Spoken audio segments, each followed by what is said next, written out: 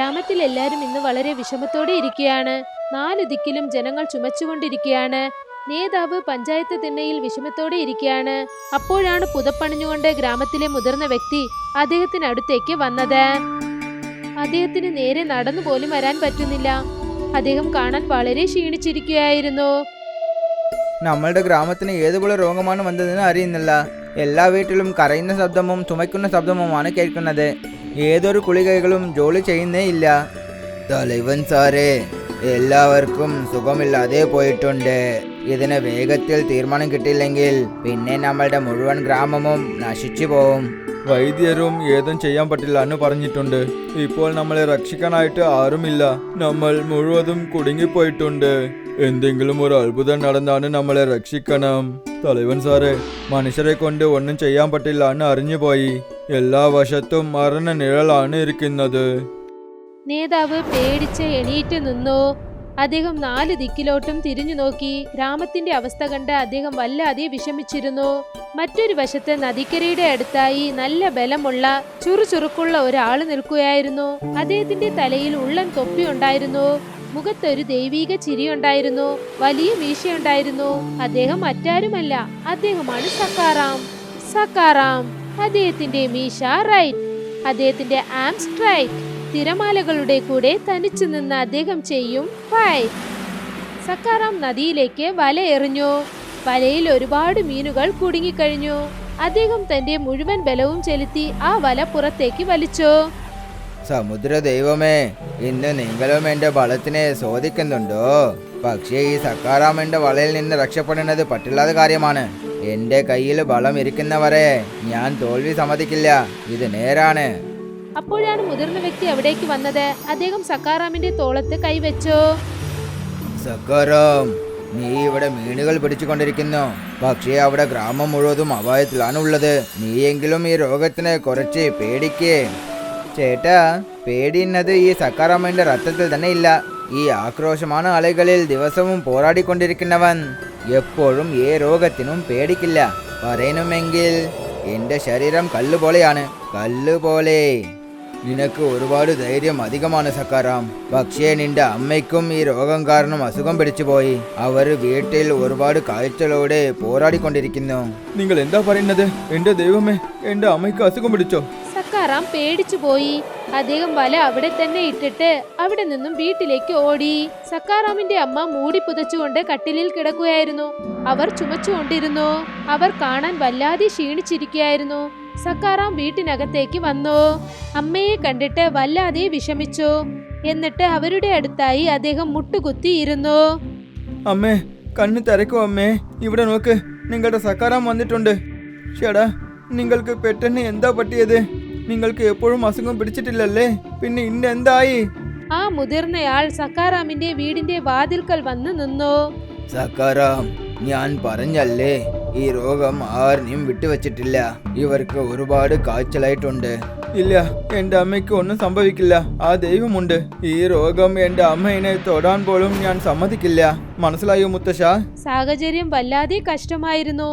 ആ സാഹചര്യത്തിൽ ആർക്കും എന്ത് ചെയ്യണമെന്ന് ഒന്നും മനസ്സിലായില്ല. സമയം വൈകുന്നേരമായി. നേതാവ് വിഷമത്തോടെ കട്ടിലിൽ ഇരിക്കുകയായിരുന്നു. സക്കാറാം അദ്ദേഹത്തിനടുത്തേക്ക് വന്നു. എന്നിട്ട് വളരെ ദേഷ്യത്തോടെ നേതാവിന് മുന്നിലായി നിന്നു. നേതാവ് പതുക്കെ തല ഉയർത്തി അദ്ദേഹത്തെ നോക്കി. തലവൻ സാറേ, എന്തെങ്കിലും ഒരു വഴി പറയൂ. എന്റെ അമ്മ ജീവനോട് പോരാടിക്കൊണ്ടിരിക്കുന്നു. ഈ ഗ്രാമം മരണിക്കുന്നു. നിങ്ങൾ ഈ ഗ്രാമത്തിന്റെ തലവനല്ലേ? ചേട്ടാ, എന്തെങ്കിലും ഒരു വഴി കണ്ടുപിടിക്കേ. ഒരു വഴിയുണ്ട് സക്കാറാം. പക്ഷേ അത് ചെയ്യുന്നത് കാരണം നമുക്ക് മരണമാണ് കിട്ടും. ഇന്ന് വരെ അവിടെ നിന്ന് ആരും തിരിച്ചു വന്നിട്ടേയില്ല. ചേട്ടാ, മരണത്തോട് കളിച്ച് വിജയിക്കുന്നത് ഈ സക്കാറാമിന് സുലഭമായ കാര്യമാണ്. നിങ്ങൾ ആ സ്ഥലത്തിന്റെ പേര് മാത്രം എൻ്റെ അടുത്ത് പറയൂ. മറ്റു കാര്യങ്ങളെ എന്റെ ധൈര്യത്തോട് ഞാൻ കണ്ടേക്കും. ആ ദൈവം എന്നോടുണ്ട്. ഇവിടെ നിന്ന് ഒരുപാട് ദൂരെ മഹാസമുദ്രത്തിന്റെ നടുക്ക് ആർക്കും അറിയാതെ ഒരു ദ്വീപുണ്ട്. അവിടെ ഒരു വിചിത്രമായ ഔഷധം കിട്ടും. അത് ഏതൊരു രോഗത്തെയും എതിർത്ത് പോരാടിയേക്കും. പക്ഷെ അവിടെ പോകാനുള്ള വഴി ഒരുപാട് കഷ്ടമാണ്. സക്കാറാം വേറൊന്നും തന്നെ കേൾക്കാൻ കൂട്ടാക്കിയില്ല. അവിടെ നിന്നും പുറപ്പെട്ടു പോയി. അന്ന് വൈകുന്നേരം തന്നെ സക്കാറാം കടലിനടുത്തേക്ക് വന്നു. എന്നിട്ട് ആ ദ്വീപിലേക്ക് പോകാനായി തന്റെ ബോട്ട് അദ്ദേഹം റെഡിയാക്കി. അപ്പോഴാണ് മുതിർന്ന വ്യക്തി അവിടേക്ക് വന്നത്. പൊട്ടിയിരുന്ന ആ ബോട്ട് കണ്ടിട്ട് അദ്ദേഹത്തിന്റെ മുഖത്ത് വല്ലാത്ത വിഷമമുണ്ടായി. സക്കാറാം, നിനക്ക് എന്താ ഭ്രാന്ത് പിടിച്ചിട്ടുണ്ടോ? നീ ഒറ്റയ്ക്കും ഈ ചെറിയ ബോട്ട് എടുത്തുകൊണ്ട് ആ വലിയ സമുദ്രത്തിൽ ഇരിക്കുന്ന ഭയങ്കര ദ്വീപിലേക്ക് പോകുന്നു. സമുദ്ര അലകൾ കാരണം നീ മുഴുകിപ്പോകും. ഗ്രാമത്തിന് ഒരുപാട് ആപത്ത് വന്നിട്ടുണ്ട്. പിന്നെ എൻ്റെ അമ്മയും ജീവന് വേണ്ടി പോരാടിക്കൊണ്ടിരിക്കുന്നു. ഈ അവസ്ഥയിൽ എന്നെ കൊണ്ട് വെറുതെ ഇരിക്കാൻ പറ്റില്ല മുത്തശ്ശ. അവിടെ പോകുന്ന വഴിയിൽ ചുഴലിക്കാറ്റ് ഉണ്ടാകും. അലകളും ഒരുപാട് ഉയരമായിട്ട് വന്നേക്കും. ആ ദ്വീപിന്റെ അടുത്ത് കൂർമ്മയുള്ള പാറകളുണ്ട്. അത് വലിയ ബോട്ടുകളെയും പൊട്ടിയേക്കും. നീ പോകണ്ട സക്കാറാം. പോട്ടിയിടാതെ തോൽവി ഏൽക്കുന്നത് സക്കാറാമിന്റെ ചരിത്രത്തിലില്ല. നിങ്ങൾ എൻ്റെ അമ്മയെ നോക്കിയേക്ക്. ആ ദൈവം എന്നോടുണ്ട്. സക്കാറാം തന്റെ ബോട്ട് റെഡിയാക്കി. എന്നിട്ട് അവിടെ നിന്നും പുറപ്പെട്ട് അദ്ദേഹം പോയി. ആ മുതിർന്ന വ്യക്തി ഇപ്പോഴും വിഷമത്തോടെ അവിടെ നിൽക്കുകയായിരുന്നു. സക്കാറാം രാത്രി ആ നടുക്കടലിനകത്തേക്ക് ചെന്നു. കുറച്ചു സമയം വരെ കടൽ വളരെ ശാന്തമായിരുന്നു. പക്ഷെ പിന്നീട് വലിയ വലിയ തിരമാലകൾ അദ്ദേഹത്തിന്റെ ബോട്ടിലേക്ക് വന്ന് മുട്ടാൻ തുടങ്ങി. തന്റെ ബോട്ട് കൺട്രോൾ ചെയ്യാനായി അദ്ദേഹം പറ്റുന്നത്ര ശ്രമിക്കുകയായിരുന്നു. നിനക്ക് എത്ര ബലമുണ്ടോ ആ ബലത്തോടെ എന്നോട് വാ. നിന്റെ ബലത്തിനെ ഞാനും നോക്കിക്കോളാം. ഈ സക്കാറാമിന്റെ ബോട്ടിനെ നിന്നെ കൊണ്ട് തടയാൻ സാധിക്കില്ല. ഒരു വലിയ തിരമാല കാരണം ബോട്ട് മുകളിലേക്ക് പൊങ്ങി. പിന്നെ വേഗത്തിൽ ആഴമായ വെള്ളത്തിനകത്തേക്ക് വീണു. സക്കാറാമിന് ഒരു ക്ഷണം തന്റെ കൺട്രോൾ നഷ്ടപ്പെട്ടു. പക്ഷെ അദ്ദേഹം ആ ബോട്ടിന്റെ മരത്തിനെ നല്ല സ്ട്രോങ് ആയി പിടിച്ചിരുന്നു. ഞാൻ എങ്ങനെയെങ്കിലും ആ ദ്വീപിന്റെ അടുത്ത് പോയേ പറ്റുള്ളൂ. എന്റെ അമ്മ എനിക്ക് വേണ്ടി കാത്തിരിക്കുന്നു. ഞാൻ പുറകിലോട്ട് പോയില്ല. തിരമാലകൾ കാരണം ബോട്ട് തുടർന്ന് മുകളിലും താഴെയും പോവുകയായിരുന്നു. സക്കാറാം മുഴുവൻ ശക്തി ഉപയോഗിച്ച് ആ ബോട്ടിനെ പിടിച്ചിരുന്നു. അടുത്ത ദിവസം ഒരുപാട് ദൂരെയുള്ള ആ ദ്വീപിലേക്ക് സക്കാറാം ചെന്നെത്തി. അദ്ദേഹം ക്ഷീണിച്ചിരുന്നു. പക്ഷെ അദ്ദേഹം സമയം പാഴാക്കിയില്ല. അദ്ദേഹം അവിടെയുള്ള ഒരു പാറയുടെ അടുത്തേക്ക് ചെന്നതും തന്നെ അദ്ദേഹത്തിന്റെ കണ്ണുകൾ സന്തോഷം കൊണ്ട് തിളങ്ങി. അദ്ദേഹത്തിന് പച്ചിമ നിറഞ്ഞ ഔഷധം അവിടെ നിന്നും കിട്ടി. അത് ഉപയോഗിച്ച് ഗ്രാമത്തിലെ രോഗം അദ്ദേഹത്തിന് മാറ്റാനാകും. സക്കാറാം വളരെ ശ്രദ്ധയോടുകൂടി ആ ഔഷധം പറിച്ചെടുത്തു. തന്റെ കൈവശം വെച്ചു. അദ്ദേഹം തന്റെ കപ്പലിനടുത്തേക്ക് ചെല്ലാനായി ഒരുങ്ങിയതും തന്നെ കടലിലെ ഒരു വലിയ തിരമാല അദ്ദേഹത്തിന്റെ ബോട്ടിനെ പാറയിലേക്ക് വലിച്ചെടുത്തെറിഞ്ഞു. ബോട്ടും ആ പാറയിൽ കൊണ്ട് തവിട് പൊടിയായി ഒടിഞ്ഞുപോയി. ഇല്ല, എന്റെ ദൈവമേ, എല്ലാം നശിച്ചു പോയല്ലേ. ആളില്ലാതെ ഈ ദ്വീപിൽ നിന്ന് ഞാൻ എങ്ങനെയാണ് എന്റെ ഗ്രാമത്തിലേക്ക് പോകും? സക്കാറാം ആ പാറയുടെ അടുത്തേക്ക് ഓടിച്ചെന്നു. എന്നിട്ട് പൊട്ടി അദ്ദേഹത്തിന്റെ ബോട്ടിനെ അദ്ദേഹം നോക്കി. എല്ലാ വശത്തും ചുറ്റി നോക്കി. പക്ഷേ തൊട്ടടുത്ത് അദ്ദേഹത്തിന് 4 വശത്തും കടൽ മാത്രമേ കാണാൻ സാധിച്ചുള്ളൂ. എനിക്ക് ഔഷധങ്ങൾ കിട്ടിപ്പോയി. പക്ഷെ ഇവിടെ ഞാൻ കുടുങ്ങിപ്പോയല്ലേ. ഒരു പക്ഷേ ഞാൻ സമയത്തിന് ഗ്രാമത്തിലേക്ക് പോയില്ലെങ്കിൽ പിന്നെ ഈ ഔഷധങ്ങൾ ഉപയോഗമില്ലാതെ പോവും. എന്റെ ദൈവമേ, ഞാൻ എന്ത് ചെയ്യാനാ? സക്കാറാം ആ കരയുടെ അടുത്ത് തന്നെ ഇരിക്കുകയാണ്. അദ്ദേഹം വളരെ വിഷമിച്ചിരിക്കുന്നു. അദ്ദേഹത്തിന്റെ കണ്ണിൽ നിന്നും കണ്ണുനീർ ഒഴുകാൻ തുടങ്ങി. സമയം കടന്നുപോയി. ഇപ്പോൾ രാത്രിയുമായി. സക്കാറാം ഇപ്പോഴും അതേ കരയുടെ അടുത്ത് വളരെ വിഷമത്തോടെ ഇരിക്കുകയായിരുന്നു. വിശപ്പ് കൊണ്ടും ബലഹീനത കൊണ്ടും ശരീരം വിറയ്ക്കാൻ തുടങ്ങിയിരുന്നു. അദ്ദേഹത്തിന് നന്നായി തളർച്ച തോന്നുകയായിരുന്നു. എന്റെ ബലം കുറഞ്ഞുകൊണ്ടിരിക്കുന്നു. തണുത്ത കാറ്റ് വീശുന്നു. അമ്മേ, എന്നെ ക്ഷമിച്ചേക്ക്. ഈ ഔഷധങ്ങളോട് എന്നെ കൊണ്ട് നിങ്ങളുടെ അടുത്ത് വരാൻ പറ്റില്ലായിരുന്നു. അദ്ദേഹം എണീറ്റ് നിൽക്കാനായി ശ്രമിച്ചു. പക്ഷേ തളർച്ച കാരണം അദ്ദേഹത്തിന്റെ കാലുകളൊക്കെ വിറയ്ക്കാൻ തുടങ്ങി. സക്കാറാം വീണ്ടും താഴെ തന്നെ ഇരുന്നു. ഞാൻ ഇന്നും എന്റെ ധൈര്യം വിടില്ല. പക്ഷേ എന്റെ ശരീരം എന്റെ വാക്കുകൾ കേൾക്കില്ല. ശക്തി കുറഞ്ഞത് കാരണം അദ്ദേഹം അതേ സ്ഥലത്ത് തന്നെ കിടന്നു. അദ്ദേഹം തന്റെ ഇടുപ്പത്ത് ചൊരുകി വെച്ചിരുന്ന ആ ഔഷധങ്ങൾ തിളങ്ങാൻ തുടങ്ങി.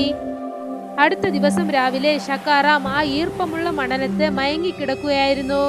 അപ്പോഴാണ് ആ തിരമാലകളിൽ കൂടി ഒരു വിചിത്രമായ തിരമാല ദ്വീപിലേക്ക് വന്നത്. പെട്ടെന്നൊരു ജീവരാശി വെള്ളത്തിൽ നിന്ന് മുകളിലോട്ട് ചാടി വീണു. അത് മറ്റാരുമല്ല, അതാണ് മുന്നി. സക്കാറാമിനെ രക്ഷിക്കാൻ വേണ്ടി വീണ്ടും ജലദേവതയായി വന്നിരിക്കുകയാണ്. അവളുടെ കയ്യിൽ ആയുധങ്ങൾ നിറഞ്ഞ സഞ്ചിയുണ്ടായിരുന്നു.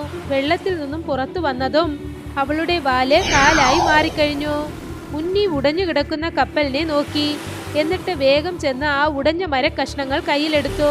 സഞ്ചിയിലുള്ള ആയുധങ്ങൾ ഉപയോഗിച്ച് വീണ്ടും ആ കപ്പൽ റെഡിയാക്കി. അതിനുശേഷം അവൾ സക്കാറാമിനടുത്തേക്ക് ചെന്നു. അദ്ദേഹത്തിന്റെ മുഖത്ത് അവൾ അല്പം വെള്ളം എടുത്തൊഴിച്ചു. പെട്ടെന്ന് തന്നെ സക്കാറാമും കൺമിഴിച്ചു. പക്ഷേ പാവം, അദ്ദേഹം കാണാൻ വളരെ ക്ഷീണിച്ചിരിക്കുകയായിരുന്നു. ഹേയ് സക്കാറാം, നിന്റെ കണ്ണ് തുറന്നു നോക്ക്. ഞാൻ ഇവിടെ എത്തിക്കഴിഞ്ഞു. അതെങ്ങനെയാ അത്ര പെട്ടെന്ന് നീ നിന്റെ തോൽവി സമ്മതിക്കുക? അവിടെ നോക്ക്, നിന്റെ കപ്പൽ റെഡിയായി കഴിഞ്ഞിരിക്കുന്നു. സക്കാറാം തന്റെ കപ്പലിനെ നോക്കി. അതിപ്പോൾ വീണ്ടും പഴയതുപോലെ റെഡിയായിരിക്കുകയാണ്. മുന്നി, നീ എങ്ങനെ ഈ അപായകരമായ ദ്വീപിലേക്ക് വന്നത്? പിന്നെ എൻ്റെ ഈ പടക് ഇത് പൂർത്തിയായിട്ട് ഒടിഞ്ഞു പോയിരുന്നല്ലേ? ഇത് വീണ്ടും എങ്ങനെ ശരിയായത്? ഇത് എൻ്റെ സ്വപ്നമല്ലല്ലേ? ഇതെല്ലാം വെറും സ്വപ്നമല്ല സക്കാറാം. ഞാൻ നിന്നെ തേടിക്കൊണ്ട് ഇവിടേക്ക് വന്നതാണ്. പൊട്ടിയ നിന്റെ കപ്പലിനെ ഞാൻ റെഡിയാക്കി വെച്ചിരിക്കുകയാണ്. വീണ്ടും ചോദ്യം ചോദിക്കുന്നത് നിർത്തിയിട്ട് വേഗം ചെന്ന് കപ്പലെടുക്ക്. ഗ്രാമത്തിലുള്ളവരുടെ അവസ്ഥ വല്ലാതെ മോശമായിരിക്കുകയാണ്. ഷക്കാറാമും മുന്നിയും കപ്പലിൽ ചെന്ന് ഇരുന്നു. എന്നിട്ട് ഗ്രാമത്തിലേക്ക് അവർ പോകാനൊരുങ്ങി. അവർ നടുക്കടലിൽ പോകുന്ന സമയത്ത് തിരമാലകൾ വളരെ വേഗതയിൽ വരാൻ തുടങ്ങി. പക്ഷേ മുന്നി ശാന്തമായി തന്റെ ശക്തി ഉപയോഗിച്ച് തിരമാലകളെ കൺട്രോൾ ചെയ്യാൻ തുടങ്ങി. മറുവശത്ത് അന്ന് വൈകുന്നേരം ഗ്രാമത്തിലെ നേതാവും ആ മുതിർന്ന വ്യക്തിയും കട്ടിലിൽ വിഷമിച്ചിരിക്കുകയായിരുന്നു. ഗ്രാമത്തിന്റെ അവസ്ഥ ഇപ്പോഴും വളരെ മോശമാണ്. അപ്പോഴാണ് മുന്നിയോടൊപ്പം സക്കാറാം അവിടേക്ക് വന്നത്. അദ്ദേഹത്തിന്റെ കയ്യിൽ രോഗം ഗുണപ്പെടുത്തുന്ന ഔഷധ ചെടികൾ ഉണ്ടായിരുന്നു. നേതാവ് അദ്ദേഹത്തെ കണ്ടതും ഒരുപാട് അതിശയിച്ചു. അദ്ദേഹത്തിന്റെ മുഖത്ത് ചെറുതായി ഒരു സന്തോഷം വന്നു. സക്കാറാം, നീ ശരിക്കും ഒരു വലിയ അത്ഭുതമാണ് ചെയ്തിരിക്കുന്നത്. നീ ഈ ഗ്രാമത്തിലേക്ക് ഒരു പുതിയ ജീവൻ തന്നിട്ടുണ്ട്. നീ ഒരു സാധാരണ മത്സ്യക്കാരൻ അല്ല സക്കാറാം. നീ ഈ ഗ്രാമത്തിനെ രക്ഷിക്കുന്ന ഒരു രക്ഷകനാണ്. ഈ മത്സ്യക്കാരൻ്റെ ശരീരത്തിൽ കടൈസി ശ്വാസം ഇരിക്കുന്നതിന് വരെ ഈ ഗ്രാമത്തിന് ഒരു രോഗത്തിനും നെരുങ്ങാൻ പറ്റില്ല. ഇത് ആ ദൈവത്തിന് മേലെ സത്യമാണ്. മുന്നി സന്തോഷത്തോടെ ചിരിച്ചു. അവൾ സക്കാറാമിനടുത്ത് വളരെ ആഹ്ലാദത്തോടു കൂടി നിന്നു. ഗ്രാമത്തിലെ ജനങ്ങൾ ഗ്രാമത്തിലെ രക്ഷകനായ സക്കാറാമിനെയും മുന്നിയെയും ചുറ്റി നിൽക്കുകയായിരുന്നു. എല്ലാവരുടെ മുഖത്തും വിശ്വാസവും സന്തോഷവും നിറഞ്ഞിരുന്നു. ഇതോടുകൂടി ഈ കഥയും അവസാനിച്ചിരിക്കുന്നു.